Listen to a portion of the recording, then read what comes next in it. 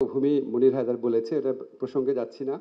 তবে আপনাদের সহযোগিতা, আপনাদের সমর্থন, আপনাদের ইনপুট ছাড়া কোনোভাবেই আমরা এই মহাযজ্ঞের কাজ শুরু করতে পারতাম না। ধন্যবাদ জানাচ্ছি, কৃতজ্ঞতা জানাচ্ছি। সেই সাথে সাথে আপনাদের মনে একটা প্রশ্ন আসে, আমরা প্রায় শুনি, পত্রিকাতে পড়ি যে এতদিন হয়ে গেল, এত আলোচনা হলো, সংস্কার কি করছি আমরা, আমরা কি বসে আছি নাকি? একটু বিনীতভাবে জানাই, আমাদের অলরেডি আশু বাস্তবায়নযোগ্য যে সংস্কার আছে, সেই সংস্কারগুলো আলাদা করে আমরা বাস্তবায়ন শুরু করেছি। আমি তো পুরোটা বললে অনেক সময় লাগবে, শুধুমাত্র আইন মন্ত্রণালয়ের অধীনে বা আইন মন্ত্রণালয়ের উদ্যোগে কি কি সংস্কার হয়েছে সেটা আপনাদেরকে একটু খুব সংক্ষেপে বলি। যেমন আমরা সুপ্রিম কোর্টের বিচারক নিয়োগ অধ্যাদেশ 2025 প্রণয়ন জারি করেছি। একটু বলে রাখি, সমস্ত সংস্কার কিন্তু আমরা বিচার বিভাগীয় সংস্কার কমিশনের প্রস্তাব ক্রমে অনেকগুলা কনসালটেশন মিটিং করে, আপনাদের এখানে অনেক আছেন এসব কনসালটেশন মিটিংয়ে এসছেন, 11টা কনসালটেশন মিটিং করেছি আমরা, করার মাধ্যমে আমরা এই অধ্যাদেশ এবং আইনগুলা নতুন আইন প্রণয়ন করেছি। সুপ্রিম কোর্ট বিচারক নিয়োগ অধ্যাদেশ 2025 এটা প্রণয়ন এবং জারি করেছি, এবং এটার অধীনে প্রথমবারের মতো বাংলাদেশের ইতিহাসে গণবিজ্ঞপ্তির মাধ্যমে সমস্ত আইনজীবী, যোগ্য আইনজীবী সুপ্রিম কোর্টে বিচারক হওয়ার সুযোগ রাখা হয়েছে। আমরা দেওয়ানি কার্যবিধির সংশোধন করেছি, এবং এখানে এখন আপনার বাদীকে দিনের পর দিন আদালতে দাঁড়িয়ে মৌখিক জবানবন্দি দিতে হবে না, এফিডেভিট আকারে দেওয়া যাবে। পৃথকভাবে জারি মামলা করতে হবে না, ইচ্ছামতো মামলা ডেফার করতে হবে না। আমাদের হিসাবে এই দেওয়ানি মামলার সময়সীমা ইনশাআল্লাহ অর্ধেক কমিয়ে আনা সম্ভব হবে এটার মাধ্যমে। নারী ও শিশু নির্যাতন দমন আইন সংশোধন করেছি, পৃথক শিশু ধর্ষণ অপরাধ ট্রাইব্যুনাল গঠনের বিধান করা হয়েছে।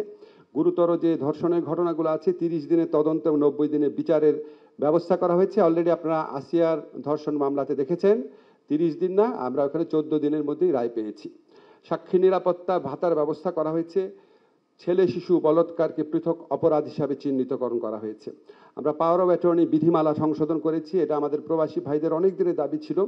এখন পাসপোর্ট যদি নাও থাকে, পুরনো পাসপোর্টে নো ভিসা রিকোয়ার্ড স্টিকার থাকলে কিংবা জন্ম সনদ থাকলে বিদেশ থেকে পাওয়ার অফ অ্যাটর্নি সম্পাদন করতে পারবেন। আমরা বিভিন্ন আদালতে 8টা বিভাগীয় আদালতে তথ্য সেন্টার স্থাপন করেছি, এটা আরও বাড়াবো। বিবাহ নিবন্ধন বিধিমালা সংশোধন করে বৈষম্যমূলক বিধান, জেন্ডার বৈষম্যমূলক বিধান বাতিল করেছি। অনলাইনে বিবাহ ও তালাক নিবন্ধন করার বিধান সংযোজন করা হয়েছে। এছাড়া আপনারা জানেন আমরা তথ্য প্রযুক্তি মন্ত্রণালয়ের সাথে আমরা ডিজিটাল সিকিউরিটি অ্যাক্ট করেছি, সাইবার সুরক্ষা আইন করেছি। এই সাইবার সুরক্ষা আইন করতে গিয়ে আমরা 23টা ড্রাফট করেছি, এবং আমরা প্রায় 16টা কনসালটেশন মিটিং করেছি বিভিন্ন স্তরে, এবং এটা বোধহয় বাংলাদেশের ইতিহাসে প্রথম সাইবার সুরক্ষা আইন, যে আইনের কোনো সমালোচনা করা হয় নাই। আমার সাথে অ্যামনেস্টির প্রতিনিধিরা 2 দিন আগে দেখা করেছিল, এবং আমি খুব অবাক হয়েছি, তারা পর্যন্ত আমাদের এই আইনটার প্রশংসা করেছে। আমরা খুব ইমিডিয়েটলি আপনাদেরকে একদম কথা দিয়ে যাচ্ছি, আগামী 2 মাসের মধ্যে যেই পরিবর্তনগুলো করছি আইন মন্ত্রণালয়ের মাধ্যমে, সেটা হচ্ছে আইনগত সহায়তা কার্যক্রম, সেটা ব্যাপক বিস্তার করব। এখানে ডিটেইল কিছু বললাম না, বাট আমাদের লক্ষ্য আছে এখন লিগাল এইড সংস্থার মাধ্যমে 35,000 মামলা নিষ্পত্তি হয় রাফলি বছরে, আমরা এটাকে 2 লক্ষ মামলায় উন্নতি করব।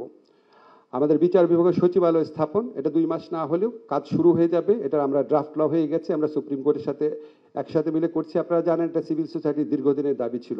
গুম আইন প্রণয়নের জন্য আমরা 2টা কনসালটেশন মিটিং করেছি, আরেকটা করে এটা ফাইনাল করে ফেলবো।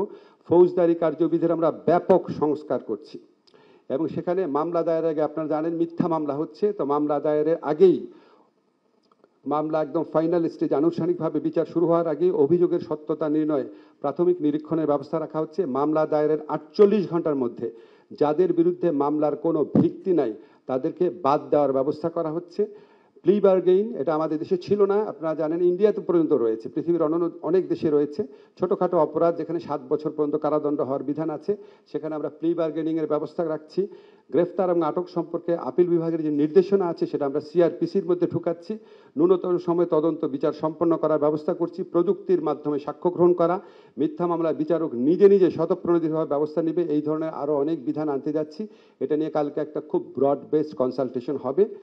এছাড়া আমরা অধস্তন আদালতে বদলি নীতিমালা, বিচারকের পদায়ন সম্পর্কিত বিধি প্রণয়ন, জুডিশিয়াল সার্ভিসের সদস্যদের আচরণ বিধান, সেগুলি আমরা জারি করতে যাচ্ছি। বাংলাদেশ জুডিশিয়াল সার্ভিস কমিশনের মাধ্যমে আদালতে সহায়ক কর্মচারী নিয়োগ এবং নিয়োগ বিধি সংশোধন করছি।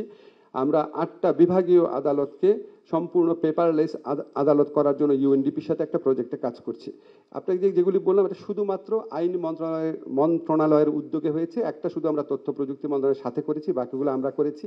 এছাড়া বিভিন্ন মন্ত্রণালয়ের পক্ষ থেকে, যেমন আপনাদের একটু একটু করে জানিয়ে রাখি, আমাদের যে স্বরাষ্ট্র মন্ত্রণালয় আছে সেখান থেকে আপনার পৃথকভাবে পুলিশদেরকে নিয়ে একটা তদন্ত ইউনিট করা, যারা তদন্ত ইউনিটে যারা পুলিশ থাকবে তারা অন্য কোনো জায়গায় বদলি হবে না স্পেশালাইজেশন করার জন্য।